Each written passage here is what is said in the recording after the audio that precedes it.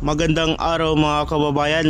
Opinion ko lang sa ginawang hunger strike ng dalawang host ng SMNI na sila Eric Silis at Loren Badoy.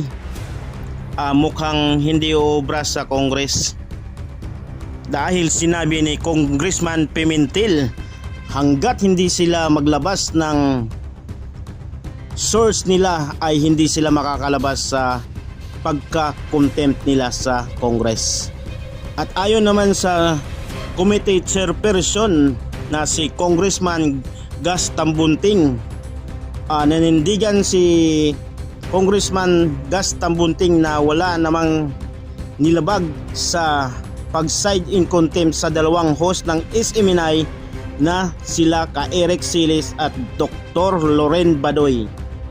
Sa tingin ko at opinion ko lang, tama lang na i-reveal nila ang source nila para malaman kung may katotohanan ba ang nilalabas nila sa social media. Simple lang naman ang hinihiling ng Kongreso, ilabas at pangalanan ang source ninyo para may basihan din yung nilabas niyo sa social media. Kung totoong may source kayo, huwag matakot. Paano malaman ng taong bayan? Paano malaman ng taong bayan kung totoo ang nilabas nyo sa social media?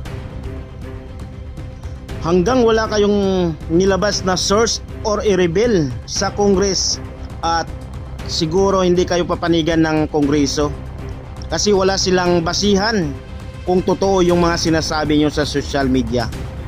At ayon pa sa sinabi ni Congressman Pimentel, hanggang wala kayong nilabas na source or i-reveal sa Kongreso, hindi kayo makalabas sa pagko-contempt nyo dyan sa Kongreso.